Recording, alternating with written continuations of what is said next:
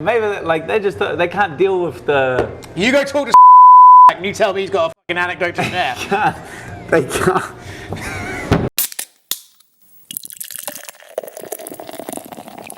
I was told this week that people are doing intros left, right, and centre. They're saying they can do a good intro. They haven't shown up looking as free as you and me on today, 4th of July. America! Fuck yeah! Gonna save the motherfucking. I can't see anything but freedom out of these glasses, baby. I have to wear these to block out all the haters.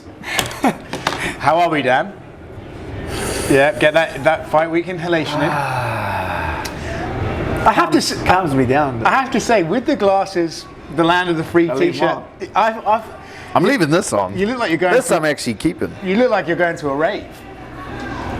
I will be. I believe it. Now the blonde hair, the tattoos, there's some insinuation that this could be a midlife crisis, and I'm curious if that's the case. Probably. Why? Why the hair? Nah, the hair was just kind of on a whim. Oh, you're going full nacho beer cup, but you don't have any nachos. Well, I don't need nachos. Eating's cheating. That's true. Everyone knows That's that. true. Nah, there's not really anything to it. I just kind of felt like it. How many things in your life do you reckon you just feel like that day and then they happen? A lot. And I feel like money allows me to do This is true. a ridiculous amount of things. I brought you some gifts. You wear Crocs, and now you'll have lights to go on the front of them Do you have Crocs? to shine your way. Whack them on. There you I'm gonna put them on the table. Yeah. Do they work? I think so. I've not tried them. And then, That's ridiculous. yeah. But how do they turn on? They don't work, Cobb.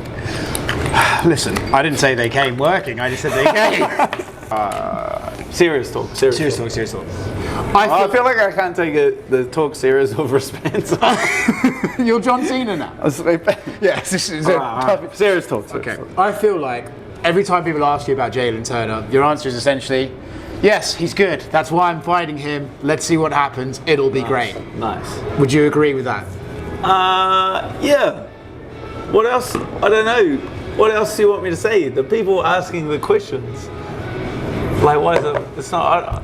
Like with interviews, I don't feel like it's my responsibility to come up with creative answers. I feel like it's the interviewer's responsibility to ask the right question. But So if you ask me the same question 100 times and expect me to articulate a different answer, that doesn't really make sense. where did you get the name Hangman from? Just chokes. Okay. You know? Yeah. I told the same guy this morning, you know, for the 1000th time. Yeah. But with Jalin, everyone talks about his length, his range, and they talk about that against you as like a potential strength without, I think, giving enough credit to the fact that you're also one of the longest and rangiest guys in the division. And if you're thinking about a tall, skinnier guy like Jalin is, calf kicks, which is your specialty, would appear to be something you could play into. Oh, that's like in the back of my mind. That's something that's always there. You know what I mean? It's like they work best when you leave them alone. It's the same as like my knee. It's not like you see me in the gym throwing 10,000 knees every day. Like it's not something that needs to be. Oh, you're taking it off. Oh, I saw the wristbands are gone. No, I took them off. Right, go on. I'll put them back on when we get back to having some fun. Okay. You know what I mean? Yeah, But yeah. for right now, Yeah. we're having a serious discussion. It's a serious But discussion. you don't train knees or calf kicks like that? Nah, I get told like not to throw them. Really? Like when I don't have a fight, like Twister will say like no more calf kicks in the gym. Like no, stay away from the calf kicks. Work on something else. Just because you're it's already something- good at It's them. something that's already ticked off the list. You know what I mean? You don't Yeah. have to work. So saying it's like a big difference. It's like not like that'll be a key to figure out. It's like it's not something that I have to think about. Yeah. Like that's something that just naturally comes out in the fight. You've got more mature. Well, that's not. In terms of your fighting career, you know, you got Ash involved. You've become more mature in terms of like I've got a team around me to help me pick and choose which not pick and choose, help me decide on fights that I should or should not be taking right now. Has that maturation also continued in the gym? Like, do you now go instead of being like I'm going out to have a fight? Do you now like make up a game plan and focus on that for certain opponents? Oh, 1,000%, 1,000%. Well, that was the thing, right? Like going through the pandemic and then not having those people around me, and then thinking that you can do it all on your own, just being like just a bullheaded kid that wants to prove something. You know what I mean? And then you go out there all alone, and you genuinely realize, like, no, I need these people. I need my coaches. I need, the proper training camps. I need to take it. I need to give it the respect that my opponents give me. You know what I mean? Like, they're not taking a fight with me on like a couple of weeks notice, or without their coaches, or across the other side of the planet. Yeah, so it's like, it's just it's like more appreciation than anything. I just appreciate those guys. So now that we're back there and they're telling me what to do, like, that knowledge is so much more valuable and so much more appreciated. Is it obviously the camp? Sitting and training in your garage with the police hanging outside your house is no great way to spend a training camp. But is it the camp that you need those guys in more, or do they actually play a factor on fight night? You go, it's good advice, or where do they play into the most? Both, like huge. Like having the right people in your corner and saying the right thing at the right time is not to be underestimated. Like that's at like the highest level, at like the top echelon, like everything, all the boxes need to be ticked. Like, it's just, how many times have we seen that? Like any old gunslinger can come into the UFC, go on a bit of a run, but then they get to that top echelon and they don't have that true, the film study, the game planning, the right cornerman in the right places, saying the right things at the right time through just 100 fights, 200 fights of experience. Like, those are all things that you need to compete at like the highest level. So then that's like the crux of the position that I found myself in. It's like, do you just want to be a fun gunslinger who goes out there and puts on entertaining fights? And it's like a cold hard look at yourself, and you look at yourself and you go, nah, like, I'm not happy with that. I'm not happy with just being like a fun, entertaining guy. Like, you want to be the best. You want to go out there and prove the best. So I feel like I've gone back and completely restructured my entire approach. Is that something that's like, when you see guys, especially in your division, there's a few of them, I feel like, who are happy just being the guy who goes out there and has a fucking fun fight? Do you see like, oh, I understand that guy, I can get his mindset, but the more I see them doing that, the more I realize, like, no, I need to end this journey with gold? That's the funny thing, like, it's not my job to, it's what's all right with you. You know what I mean? Like, I can't go there and like critique, oh, this guy should be doing this guy should be doing this, and because I definitely understand where they're coming from. You know what I mean? And I understand the skill set they have, and I just feel with the skill set that I have, with the team that I have, with the opportunities that are presented in front of me, I know what I'm capable of. So if I didn't at least attempt it, it's like it would be a crying shame to go out, like my whole career, it would be a crying shame to go out with any what ifs. Like, to this point, I've had no what ifs. You know what I mean? I've tried absolutely everything, but now it's time to try the recipe that works. It's worked with Volkanovski, it's worked with outta. These are things that I've seen with my own eyes. So I've made a lot of mistakes, but I've learned a lot of lessons. And now when I still have, I feel like a lot of gas left in the tank. It's time to put everything in the right order, and it's time to live up to like your true potential. It felt to me like the last guy they had you fight in MSG was sort of meant to be almost the same as this one, where like, okay, he's had the rough couple back to back during the pandemic. Let's see where he is still against the newer, fresher guys. And then the one MSG, like, he kind of didn't want to fight after about a round, it felt like. And so now they're putting you against Jalin Turner, but I feel like if you beat Jalin, you're right back up to those names that we're used to seeing you with, the Gaethjes, the Poiriers and stuff like that. Do you feel the same? Do you feel like... I feel the same. Like, that's like exactly where I see it. Like, I don't want to fight anyone else. I feel like he's the fight. He's the guy. I don't feel like I should be fighting another unranked guy. Like, that's just the way I feel. I would have been happy to do it and prove it to everyone until they gave me a guy like Jalin Turner. But to do it with a performance in like a single fight, to get back in there to change your styles, like, that's that's what I feel like this is, and I feel like it's building up to be a bit of a perfect storm. Do you feel like you're being underrated, or do you feel like? Let me rephrase that.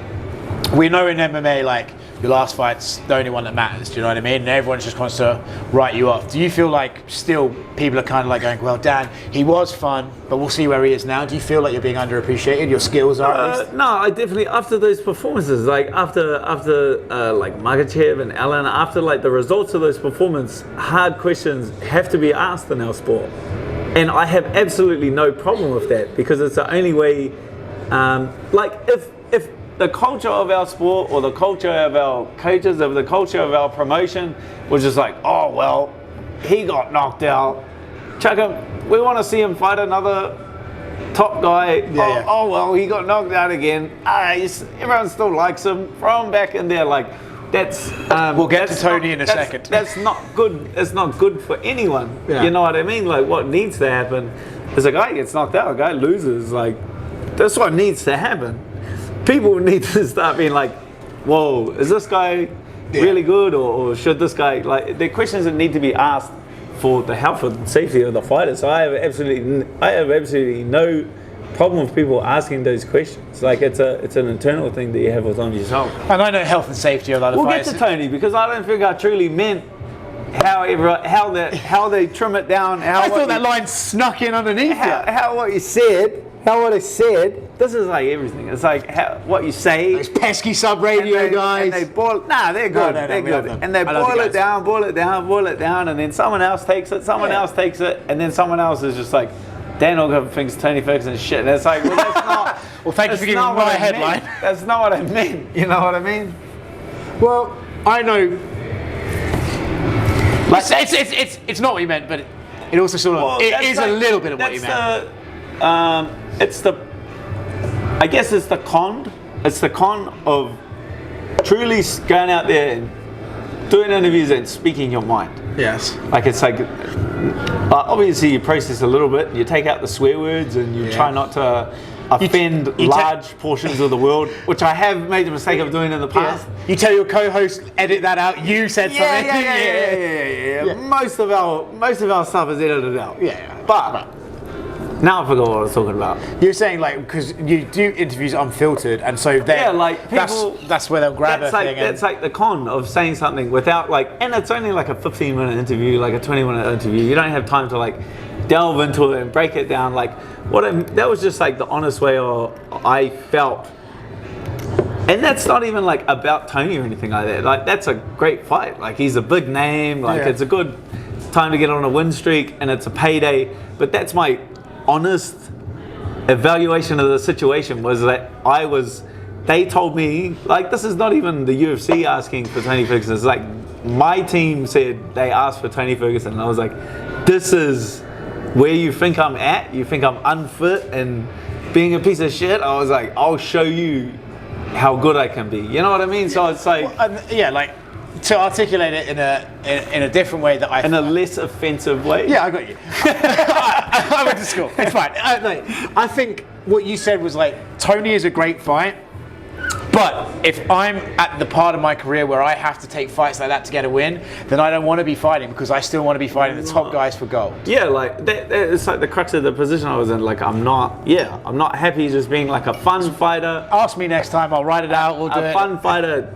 putting on fun fights. Like, I want to, and I feel like if you're not, like, it's just, I'm willing to fight contenders. I'm willing to fight Jalin Turners. I'm willing to fight guys in the top 10 with incredible skill sets on incredible win streaks. Like, these are the guys that I want to compete with. I don't want to compete with just for money and just also, if you're in the mindset of where you are, like, hey, I'm still one of the best in the world, then it sort of contradicts your own mindset to be like, but I'll also take a fight with this guy who I don't think is one of those guys anymore, justifiably so. His recent run is not top tier. It's not like, I feel like it's like it just sounds like I'm picking on Tony Ferguson, but it's like, it's a great fight. It's not, I would have watched that fight quite happily.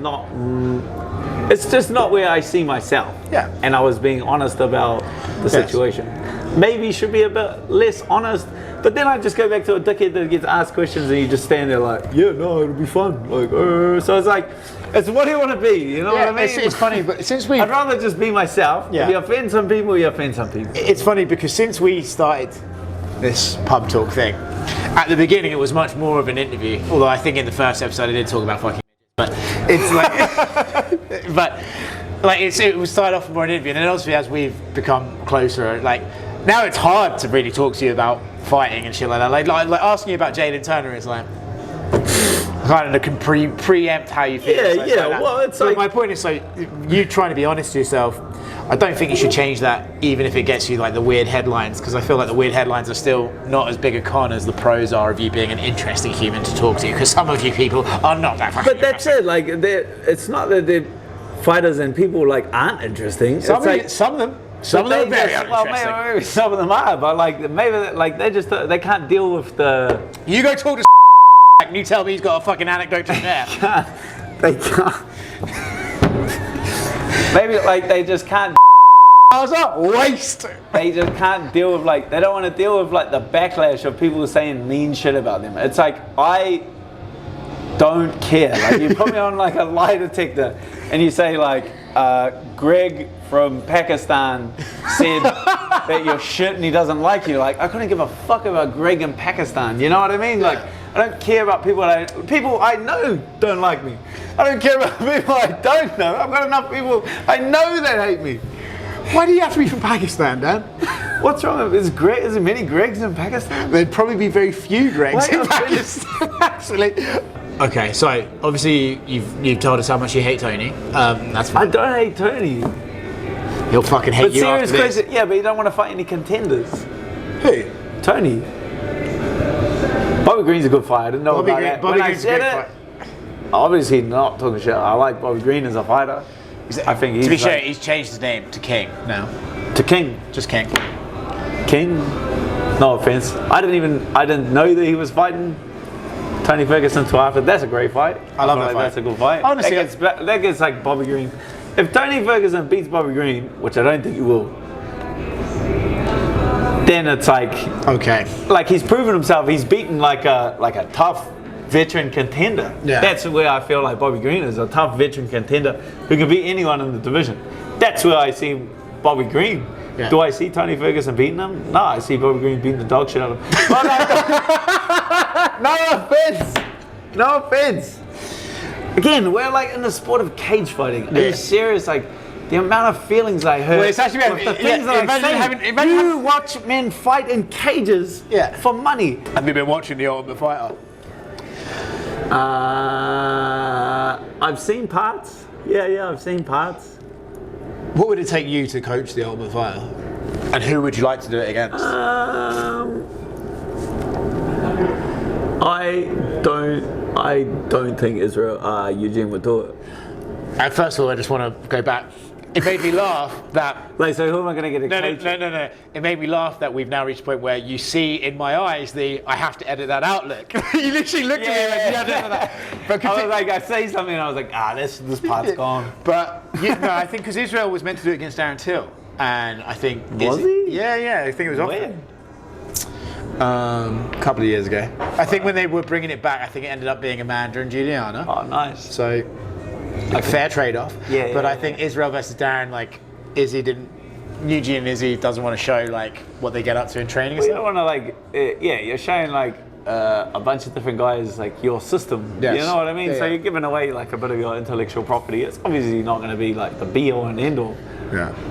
But as well, like how much. Like obviously with the results, it's like with where we're at now, it's like 5-0 to Chandler. But it's like how much of a impact can a coach have in that short space of time? Well, I understand like they have a very small impact. It's like that's what you're talking days, by the way, not even weeks. Yeah, literally days. What people don't like truly understand is like you can't have that big of an impact on a fighter. And putting like UFC veterans, guys that have already been around the loop, coming back. By the way, like people who've been around it, done it before, and now have an option to get back, pretty motivating. Yeah. And I think some of the prospects that are, they're prospects because they haven't been in the UFC, not because they're fucking 24. That's like if you would have got me to vote myself at 28 compared with 24. It's like 28-year-old me would kick the dog shit out of 24-year-old me. Like, and it's the same thing. Like if you get me 33, fight 28, kick the dog shit out of them. Like it's just the experience and the lessons, and like that's the true crux of our sport is that you get so much more experience, like so many more reps in the gym, so many more reps inside of the cage. Like it's just the improvements you can make over the years is something that needs to be respected. Yeah, and I feel, and I don't have any biased opinion on this, but I feel like Conor's getting a bit of a hard deal. Like everyone's acting like, oh, they're 5-0 down, so he must have been doing it. I reckon if you switch the teams, the exact same thing would happen. This is kind of how I feel. That's like how I look at it. If you would have just switched teams, same shit happen. Yeah, I think so too. Because again, we're talking like it was a condensed series, and like you said, like I don't imagine there's a man alive who could come into your gym and be like, Dan, you don't do that. You do this. And I try to explain that to people. Like a new guy will come to the gym, like an experienced fighter, something like that, like another prospect come over from overseas and started training at the gym, and he'd be there like a month or two, a couple of months, and then just be like, no one's kissing my ass, no one's holding pads, no one's telling me what to do, no one's like, it's like, brother, it takes time. Like you've just come here. I don't even understand your game. Yeah. I don't understand what your tools have. That's like imagine if you drove your car into a mechanic, and the mechanic just looked at your car and goes, all right, you got a cracked radiator, you got this pump's broken, your brake pads need replacing. Just from looking at it, you sitting out, getting out of the car, go, wow, you're the best mechanic I've ever had in my life. Here's all my money. No, you'd go, you're trying to rip me off, because it's the same thing. Like a fighter walks in the gym, and then you straight away are just like, oh man, your left hook needs work. You need to keep this. You need to do this. You need to do that. You need to do that. It's like, brother, you haven't even popped the hood yet. Yeah. You haven't even had a look. You don't even know what I'm good at yet. How am I gonna fix something? If I don't know what's broken? Well, that just takes time. Well, that's another thing as well. Like, it's funny to me, and this is a thought that I've thought about for 4.5 seconds. So it's really well thought about one. But everyone always talks about MMA. Oh, there's so many ways you can lose. There's so many ways you can win. It's such a varied sport, which is all true. But yet, some people sort of assume like you wouldn't need individual tweaks to your own individual game to be successful. They sort of feel like, oh, well, you throw a 1-2 and a head kick, it's like you're going to be a good MMA fighter. Yeah, everyone's got everyone has different traits and different specifications that they need to be dealt with. It's the same. Like everything needs to be taken into account. Like something that works for me is obviously not going to work for something that works for Volk. Like we're two incredibly different body types. Yes. You know what I mean? So it just takes time. Like I see it as. And I like through my own coaching experience and through like what I've seen at City Kickboxing is that like you need to be there in the gym so much and around for so long that the things you do wrong irritate the coaches so much that they fix them. Yes. That's the way that I've observed over the years in a lot of gyms. Is like the best way to fix it. And so if you only come once a week or twice a week and you do something dumb, you go your right hand too low, and you're only there twice a week, it doesn't agitate. I'm not going to care enough to tell you to change it. It doesn't piss the coach. I only see this guy for half an hour a week. I couldn't care less about that. But if you're there 4 hours a day with your hand down here, like you're just sitting there seeing, fuck this guy. Put your hand up. Like, what's wrong with you? Slap him in the face. Like, keep it. Like, so it's you need to be in the gym. That's why it's so important to just time on the mats, like mat time. Yeah. It's like the things you do wrong irritate the people that are better than you so much that they either keep catching you with it, or they fix it. Is it going off that? It's not just coaches, right? Because even as someone, of course, I've competed probably at the highest level, as you know, but. Even as someone like just... we need to get back in there. Well, I reckon we've got another year in it. Well, I was going to... Next one? There was talks of one with a certain promotion. They were going to do one in Vegas this week. And I was like, it was right after Izzy beat Alex. No. No. It was right after Izzy beat Alex in Miami, and Izzy was like, if you want to feel this good, you have to be so. And I fucking was like, I could do that. I could do. A lot of people get hyped up. Yeah. So I was like, do you know what would be cool? If I had a fight on International Fight Week in Vegas, you were there, Izzy's there, Volk's there, you'd all be obligated to come watch me. I'd be very upset if you didn't. And I was like, and all the media there, and I did that and I won. That's pretty baller. It didn't come through, so instead I will be at Power Slap with an open bar doing the exact opposite of competing. You've got a ring tap for that. It's inspiring not from your coaches just giving you like good advice and stuff, but also like it must be inspiring training around people like Volkanovski, who's just a grafter and very good at fighting. It must be cool to train around or in the same sort of sphere as him. It's, yeah, like you learn a lot. You learn a lot from guys like Israel, from guys like Volk. Like you see kind of you see their approach. Like Israel especially, because I was just like, the more you suffer, the harder this is. Like it must be working. I feel like a lot of fighters approach the sport like that, where they're just like, they're just like whipping themselves on the back. They go home after training, they're just like just whipping themselves. They're like, this must be making me stronger. Oh man, if I starve myself to death, like that will mean that I'm working harder than the other guy, and it's just not. It's just like not the reality of the situation. Besides, like being in the gym and actually working hard, like you don't have to. Having a terrible life doesn't make you a better fighter. How much of it's a trade-off, right? So let's say, percentage-wise, how much of it needs to be, I need to be learning my craft to get better versus I need to be suffering through workouts to get better? Like, what's the trade-off? I think that's just like a mindset thing. I think like you do the terrible stuff, but you tell yourself it's not terrible. But like spiders, like notoriously, those are. I enjoy spiders. Well, yeah, but everyone knows you're fucked. But I don't think it's that bad. Like a Sunday, come in, like nice short one, spend the rest of the day with the family. Yeah, I enjoy a Sunday. Okay, enjoy a spider. But does a spider benefit you more than say like working on you need to turn this over and learn that? Like the trade-off. You need everything. You need everything. Yeah. You're missing like blissfully uncommittal answer. Well, you need all like you'll fall apart. You're missing a piece. I mean, I just see red, so I just see red. I still have professional fighters tell me that. Like, really? Once I see red, it's game over, and I'm like, yeah, we'll see how that goes. All I saw was black. Yeah. And then just like you're just blind for like your first 5 fights. You're just like blind. Yeah. Like people can speak to you. Like it's funny.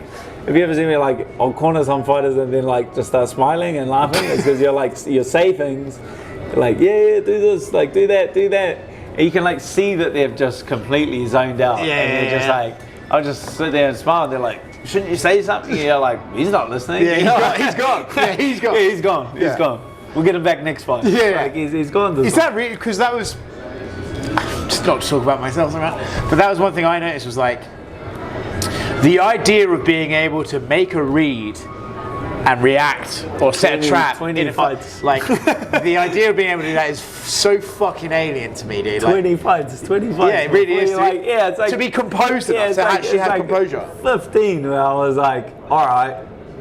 Kind of figuring this out. Like it just takes an incredible amount of time. Like that's like an advantage that Israel has, right? Like 100 kickboxing fights. Yeah. Like he has like a massive advantage in time under pressure. Like in being in the pressure cooker and performing. Like he has an incredible advantage over pretty much everyone in the world in that aspect. Yeah, it's mad that. It's just literally again like time on the mats, time in the cage. It all benefits you after a while. Yeah. Does Alex beat Yair on Saturday? Oh, I think what's he like Yair's pretty dangerous at distance, but once the Volk like buries his head and closes his distance, I see it being a bit of a Frankie Edgar. You think so? Kind of Frankie Edgar-esque. People can't see it. With the Power Rangers. And that's a wrap. We're wrapping up, but we should probably wrap with some sort of thank you for watching.